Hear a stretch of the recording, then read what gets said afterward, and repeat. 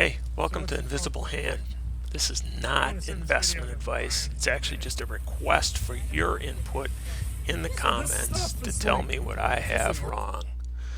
I'm not an Elon fanboy, but I do think Tesla is the single best possible investment for a retail investor today, bar none.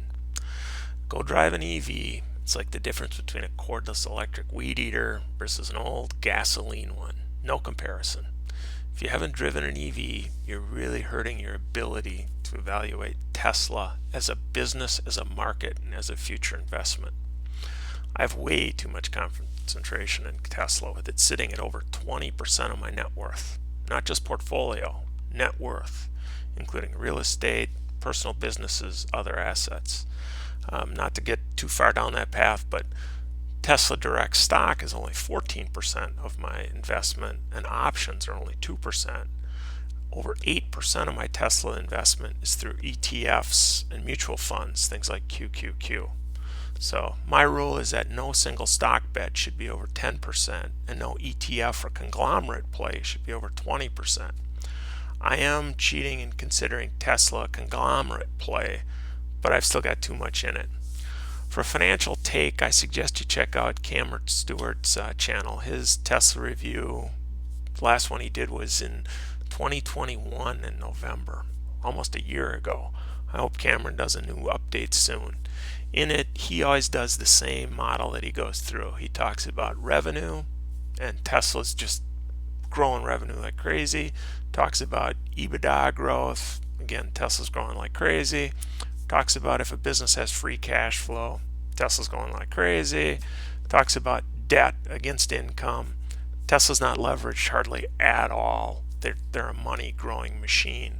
So if you look at those basic things, that's right up there with Ben Graham's kind of thing.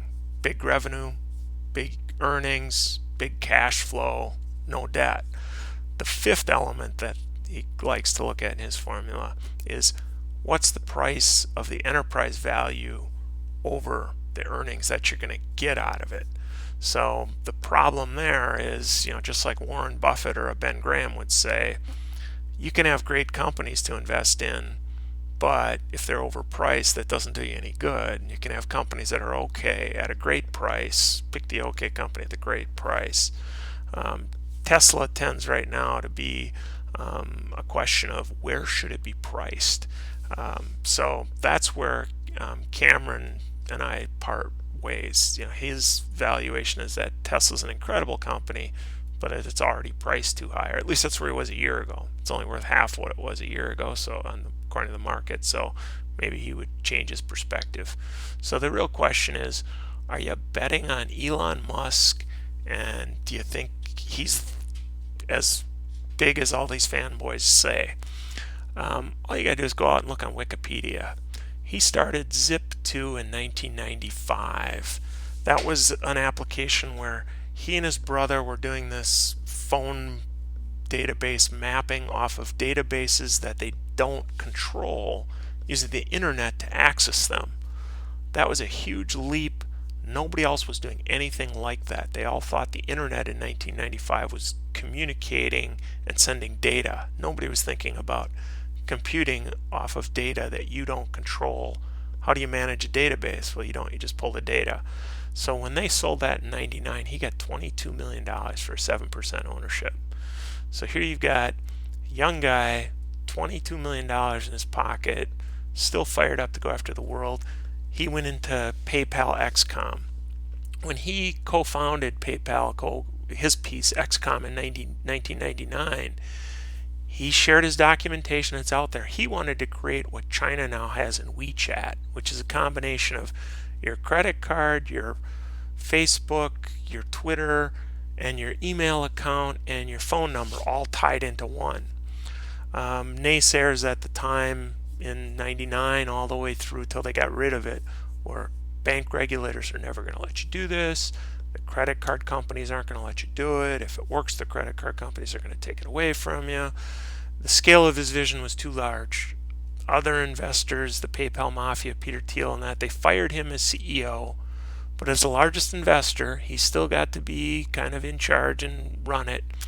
And when they sold PayPal in 2002, Musk got 176 million for his 12% stake as the largest shareholder. So now I'm not going to, he had absolute FU money. He could do what he wanted, go where he wanted. Think about that, 176 million. Now you're in a different realm.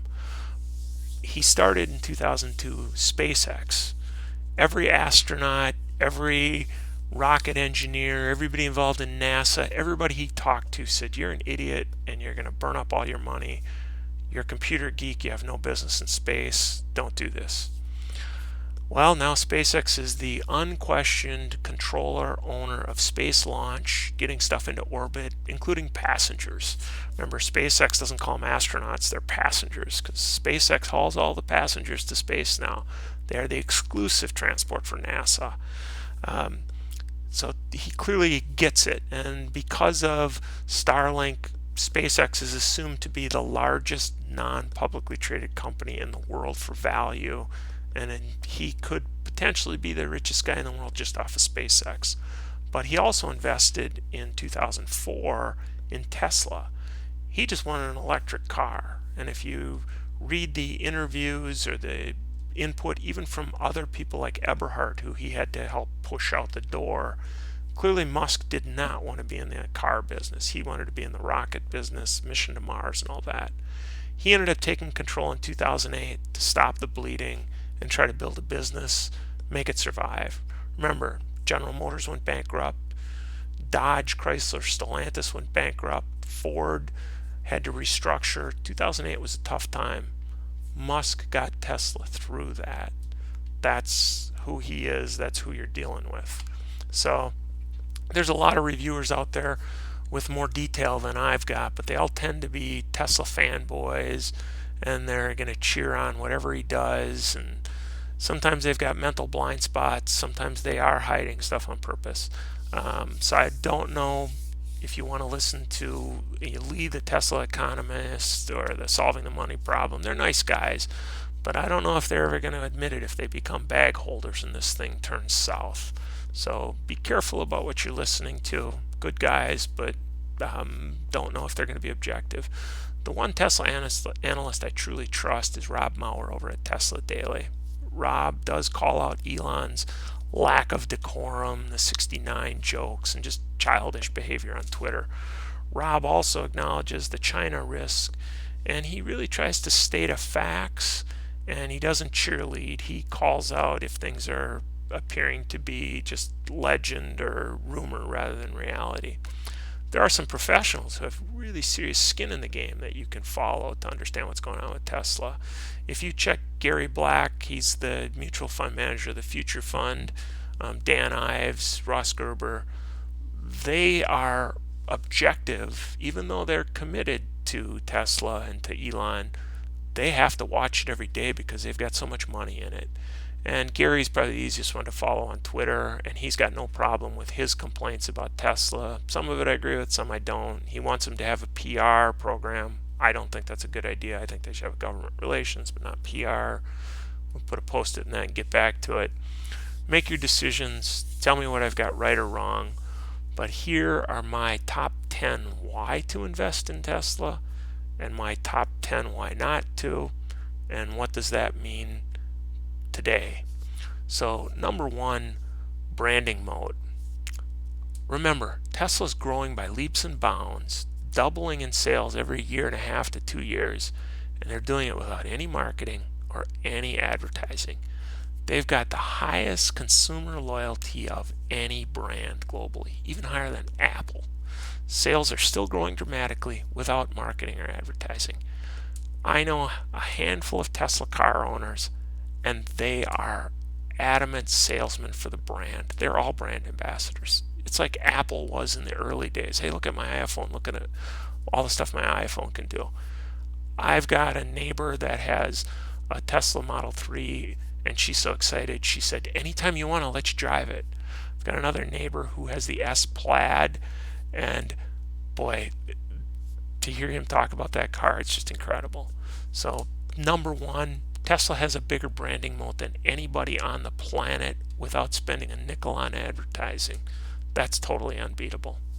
Number two, they have no commission sales staffs, dealers, rebates, or incentives. That's a true incredible product moat and the lowest cost delivery of anybody, especially in the auto industry. If you look at, even if General Motors or Ford could come up with a competing vehicle, they have to give 20% of sales to the dealer network. Tesla just delivers it. It costs them less than 6% of sales to do all of the delivery and prep work. That is huge. You can't touch that. So even if all else being equal, Tesla's here to stay, and they're going to keep growing just because of that lack of the dealer problem trying to stiff you with a extended warranty or undercoating program. Number three on my list is that they are the number one choice of prospective engineering graduates in the US, China, and Germany. If you look at the lists out there of prospective target employers of top engineering grads and top coding grads, the only time Tesla isn't number one is when SpaceX is. And they share staff and tech. The one thing we learned about the Twitter debacle is that Elon has no problem jumping people on an airplane from Tesla to go to SpaceX to help with the electronics, or somebody from SpaceX to go to Tesla to help with the metallurgy of the Cybertruck. They've got a big intercompany payment program. They share people, and they've got a pipeline of incredible people. So if you're going to look more than 3 or 4 years out, what's the most important part of your pipeline? Your staff. Tesla's number one. So, those first three things, as far as I'm concerned, go buy Tesla stock. On the shorter term, Tesla hasn't had access to the EV tax credit for years because it was structured, you only got it on your first 200,000 vehicles to get you in the business.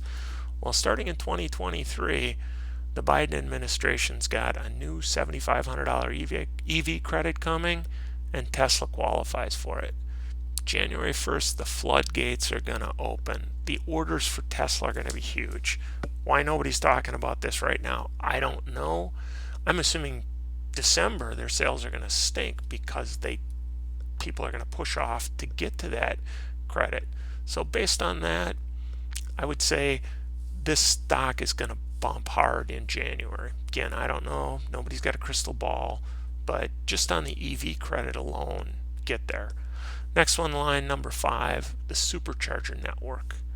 Tesla's supercharger network is at least 5 times bigger than all the other charger networks in the world in the US. If you look at it globally, including Europe, China, Asia, Africa, I would say the supercharger network is 10 times larger than all the other competitors put together. I've seen stuff online where people were contemplating an EV, but they couldn't find a charger network for their Ford Mach-E or their Jaguar I-Pace.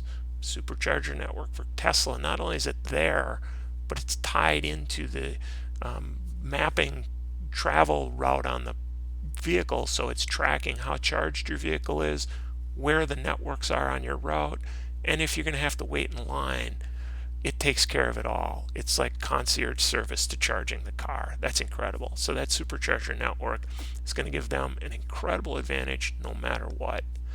Number 6, people talk about less and less about them being a conglomerate in other industries, but they are the leader in utility scale battery storage and battery supply chain. Only CATL has anywhere near the breadth and the depth of Tesla in batteries, and that's all they do is batteries. And who's one of their biggest customers? Tesla. Tesla's doing this utility scale battery, I think, to be a buyer of batteries, to make sure they soak up every battery they can get their hands on, and by default they own that industry, and it's getting them into the large scale utility industry. Number 7, the machine that builds the machine. Tesla Shanghai is the manufacturing leader of production in the world for speed, quality, profitability.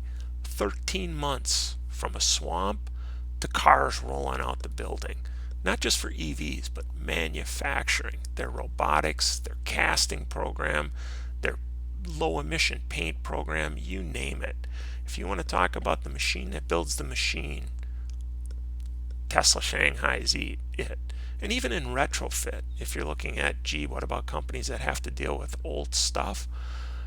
No one in the auto industry questions that Tesla Fremont was an archaic GM factory that Toyota helped retrofit in the 80s and 90s, and that nobody wanted it. And when the state of California was trying to get somebody to take it for free, nobody wanted it.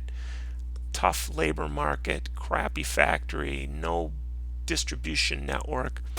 Tesla took it on, and it is by far the most flexible, productive, high quality plant in the auto industry, maybe in any industry. Remember, they build the 3s, the Ys, the Xs, and the Ss, including the Plaids, all out of this plant.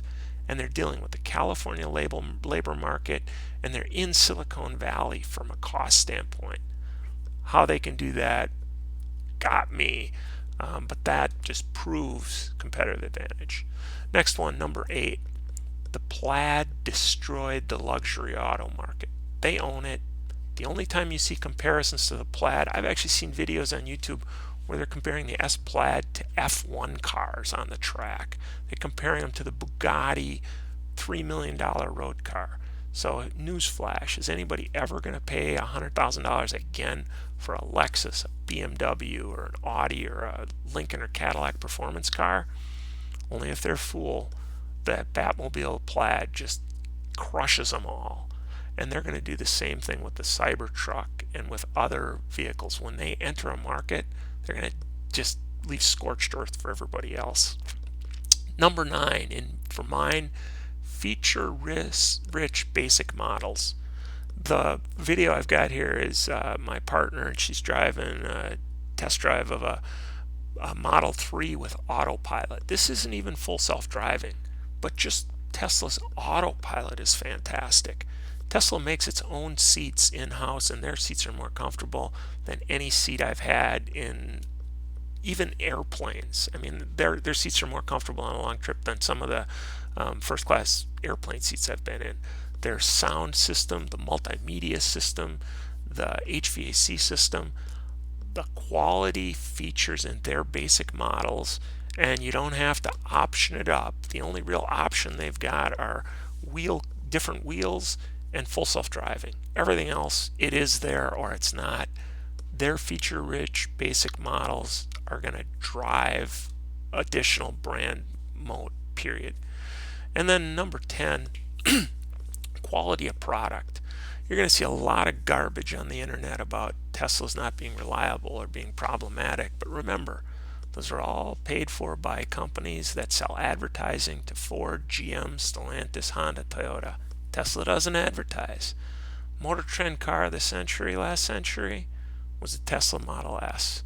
And afterwards, all the other manufacturers almost killed Motor Trend and stopped advertising for a while. Message was definitely sent. So when you look at Consumer Reports and JD Powers, they're all paid for by the other manufacturers. And they have a gaming system out there where when Tesla does these over-the-air updates, they call it a recall. It'd be like if every time you got a phone update from Apple, it was considered a recall. If you take the over-the-air updates out, Tesla's only had 2 recalls on their Model S since 2014. Incredible. Ford's been building cars for over a century, and they still have recalls for loose steering wheels and loose lug nuts. Just quality of product above and beyond. So again, primary reasons to go all in: branding moat, no commission sales or dealers, the engineering grads all want to work there, the EV credit that's coming next year, the supercharger network that they own and control, the leadership in the utility scale batteries, the machine that builds the machine, the Plaid and their ability to destroy markets, feature-rich basic models, and quality of product. Based on those reasons, boy, it's pretty hard to think that Tesla's going to be overpriced for any reason. Now I'm going to give you my 10 reasons why I'm contemplating trimming back my Tesla position even as the price has been cut in half. Is it on sale and is it a bargain, or are you catching a falling knife? Anybody that's been an option trader gets the concept of theta decay and alpha, that even if a stock price continues to go up, if it doesn't go as fast as what's priced into the option contract, the option can fall in price as the stock price goes up. If that makes sense, think about that. You buy an option contract that expires in a year, you expect the stock price to triple, but if the stock price only aims towards doubling, the option price collapses. Tesla's going to boom, Tesla's going to grow as a company, but is it already overpriced? Let's go into my 10 reasons why I think Tesla might be overpriced and I might have a problem. And these are, in my opinion, the catalysts to really watch for. Number one, GigaTX, Giga Berlin. Elon Musk, again, I think he's the Da Vinci of our era. And after seeing Shanghai go from swamp to Tesla's rolling out the door in 13 months, we all had this expectation of Tesla continuing to amaze. So when they broke ground in May of 2020, both in Berlin and in Texas, I had every expectation that in June of 2021, both of those plants would be running hard and that they'd be pounding out Cybertrucks in Texas, Model 3s, and maybe Model 2s in Germany. So here we are, not a year later, 2 years later plus, and Texas is dabbling Model Ys, no Cybertrucks, no batteries, no 4680s. They're missing those targets. Granted, incredible company, incredible execution. It would take Ford or GM a decade to get something like one of these plants going. They're getting them going, but they're not doing it in 13 months. It's taking years, 3 to 4 years. So, incredible, yes. Worth a PE of 80? Maybe not. So that's, I think, the big thing that really slowed Tesla down. If Musk can figure out how to get back on track, I don't expect him to be sleeping on the floor of these places, especially not if he's sitting over at Twitter arguing with AOC. But something's got to change there for Tesla to get back on the track. Number two, the big risk is China trade risk and government risk, higher than ever. The only company that really bypassed the whole trade war with China was the Foxconn phone distributor from Cupertino. I remember when Trump was so excited about his wonderful meeting with Tim Apple. Well, Elon not only alienated Trump, but he's alienated Biden, and that's really hurt Tesla. It's hurt SpaceX, hurt the EV industry. Elon needs a COO at Tesla that can reduce the stress and steer the politicians. He's way too truthful and way too transparent to do what Tim Cook does or Tim Apple does. He needs to get somebody else to do it for the EV rebates, getting supercharger subsidies, and staying out of the FTC barbed wire. He doesn't seem to get that or even want to get that. Gary Black, in my opinion, is wrong about Tesla having PR. Who cares about what the mainstream media thinks or does? But I think Tesla desperately needs a government relation team. If they had one, and if there is one, it's failing badly. Has anybody in the Biden administration, Buttigieg, or the Department of Energy ever said the word Tesla yet? I don't think so. It's scary how bad the government relations here are. And that can create problems if the trade war escalates and if the government subsidies from all this ARPA money continue to roll and Tesla doesn't get any of it. That's my number two risk, and I'm going to watch that closely. If Elon names somebody to kind of be the spokesperson for Tesla and solve that, great. Number three, it's not a conglomerate anymore. There was times when people were talking about Tesla was going to go into the home HVAC systems, and they were going to do all this incredible stuff, and they were going to go into other industries. And I remember Dave Lee being all excited about that. Well, Tesla Solar's been a fail. Right now it appears Enphase and others are going to kind of take that industry from Tesla. The early Solar City days, the solar panels going up all over as fast as they could do it, are kind of a fairy tale now. And if you look, the Tesla Solar Roof team seems to be more concerned with appearance and style than low cost and quick install. Tesla should have a 4-foot by 8-foot panel by now that snaps together in a weatherproof set that can be on houses, commercial buildings, and on the top of semi-trailers and delivery vans. Totally failing, totally missing on solar.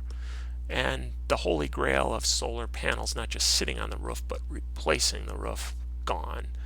As much as every Model 3 or Model Y owner is an unpaid Tesla sales rep, a test station ambassador, every solar roof customer I've heard from or seen anything from is disappointed in Tesla, or even worse. The roof thing really is an issue, and if they can't get their solar figured out, don't expect them to ever be more than a car company. Watch that one closely. Next one is the 4680. The 4680 was going to be this holy grail. When J.D. Straubel said we're going to do thousands of little flashlight batteries instead of a big pouch battery, or a lithium ion like in a laptop, they laughed at him, but it was the holy grail of the Tesla batteries.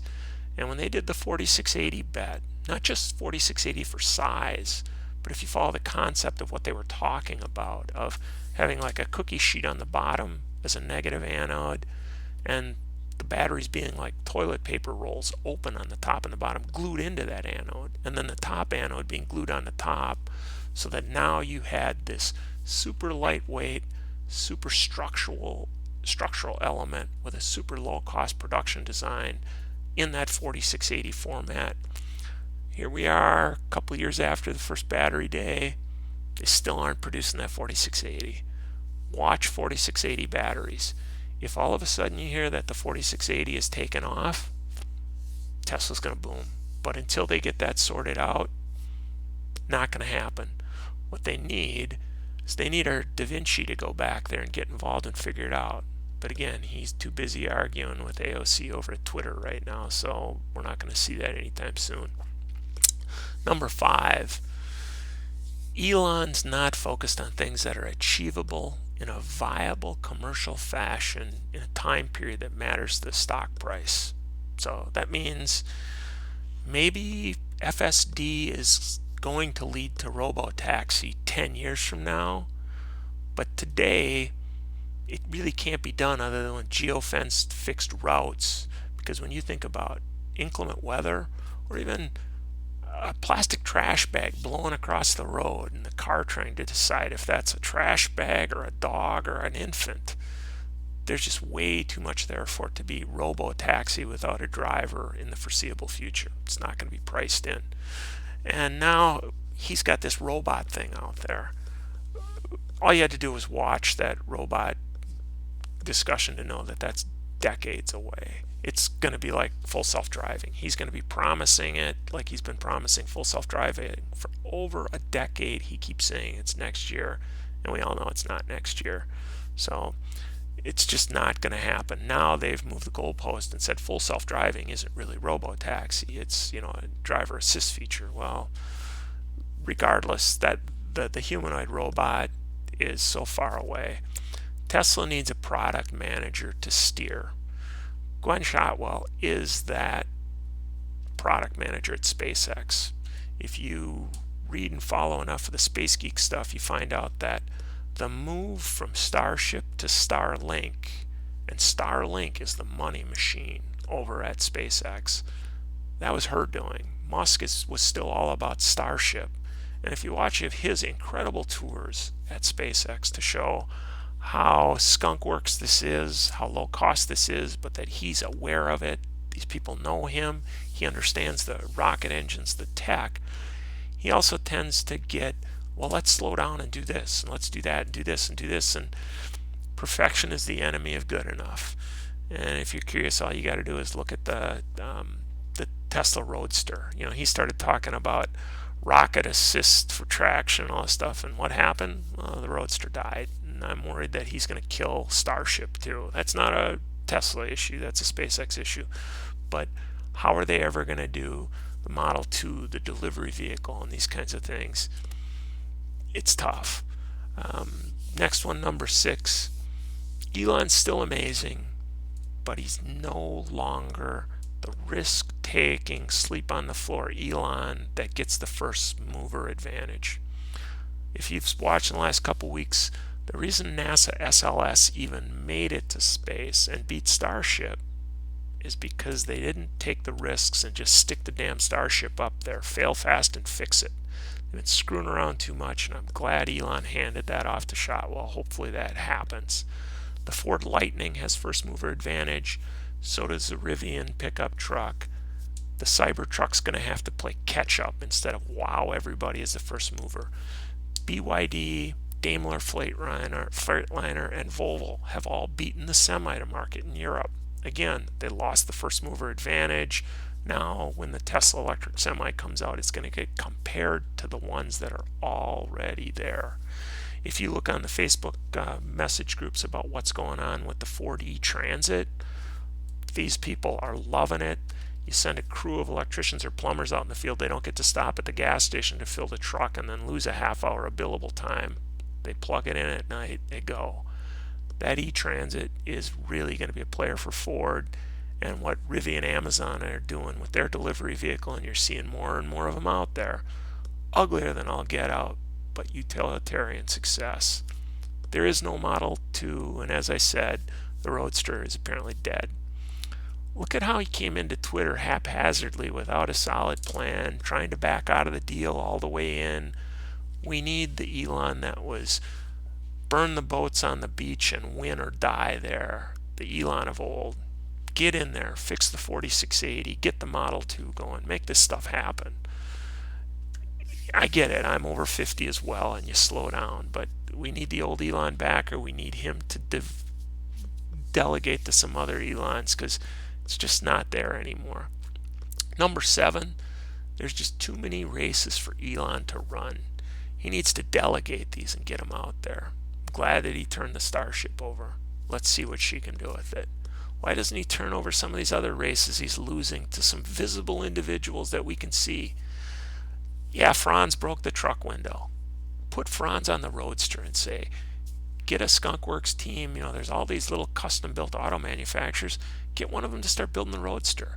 If they built a Roadster a week, that'd be 50 a year. What that would do for marketing and branding, get somebody out there to do it. Dice is looking for something to do, and we know that he and Elon had this bromance. Put him on the Cybertruck.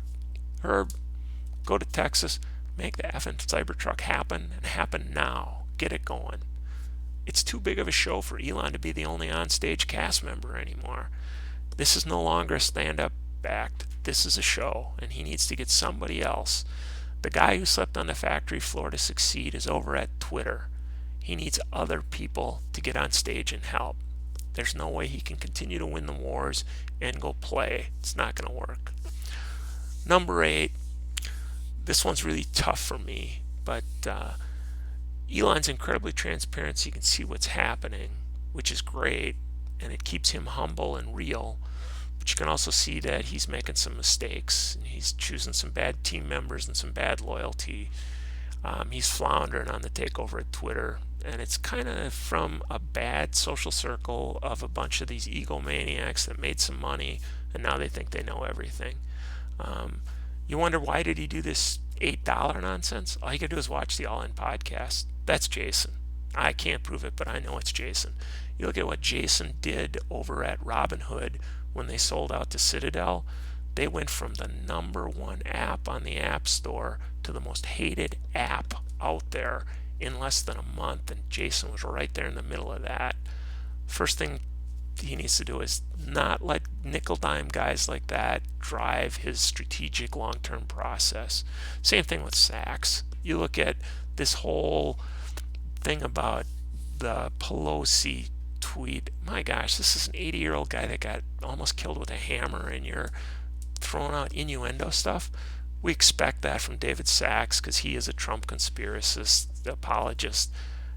Elon needs to get away from these people that are hurting him and hurting all the stuff he's doing. My opinion, but my gosh, watch for who he spends his time with. If he continues to spend his time with ego-based MBA investment banker types, that's bad. If he goes back to spending his time with guys like J.D. Straubel and Franz and Dice and the rocket engineers, that'll be a positive catalyst. But right now it's going the direction. Number 9, Twitter shows Elon's new focus on ego and instead of the Mars mission saving the planet. It's sad to see. But the guy that slept on the floor at Fremont, he's gone. The guy that was all proud of himself for being on Saturday Night Live and tweeting with AOC, that's who we've got. Should a 51-year-old father of 10 really be making crass 69 sex jokes and putting memes with no decorum with girls behind ends shagging be out there? I mean, he's really at risk of going from the cool tech nerd to the really creepy, scary, ugly uncle guy. Elon needs to get over the fact that he's 51, and yeah, he's the creepy uncle now, and he needs to change that. And I think he's catching enough criticism that hopefully he'll do that. Number 10, most of Tesla's auto competitors are going to go broke. But I talked before about how Ford has the E-Mach, Ford Mach-E, Ford has the Lightning, Ford has the E-Transit. And if you look at Farley's whole perspective, abandoning Dearborn and Michigan and heading for brand new plants, Ford can be a threat. Toyota, GM, and most of the rest are all going to go away on the move to EV. But Ford in the North America, VW in Europe, and BYD in China are viable threats. And if Tesla isn't the absolute dominant brand that everybody wants, that's going to hurt the price and the position long term. So again, these are my threats. Watch where they go, see how they affect price. Are GigaTX and Berlin ever going to get going and rolling, and are we going to get back on the implementation phase that we had in Shanghai? If they do build additional plants, are they going to take off like Shanghai, or are they going to flounder like Texas and Berlin? Number 2, what are they going to do about the China risk? And that can't be Elon. Boy, he needs a COO, somebody that can do what Tim Apple does. Number 3, are they going to fix solar and truly become a conglomerate play, or is it just a car company? Number 4, 4680. If you see the 4680 take over and become what it's supposed to become, stock's going to rocket. If it doesn't, it's going to continue to flounder. Number 5, Elon's focus on the unachievable, unobtainable in the near term, whether it's true full self-driving auto robot, robotaxi, and the humanoid robot. Don't see it. Number 6, Elon's no longer Elon on the first mover advantage. He's got to get the ballsiness back that he had, launch the Starship, build a Model 2, get the Roadster out there, burn the boats and make this stuff happen, Elon. We're risk takers and investors, and we expected you to take the risk and get it going. Go it, do it. Number 7, he's got way too many things to run and too many irons in the fire. None of us can boil the ocean. You got to pick your kettle and boil that.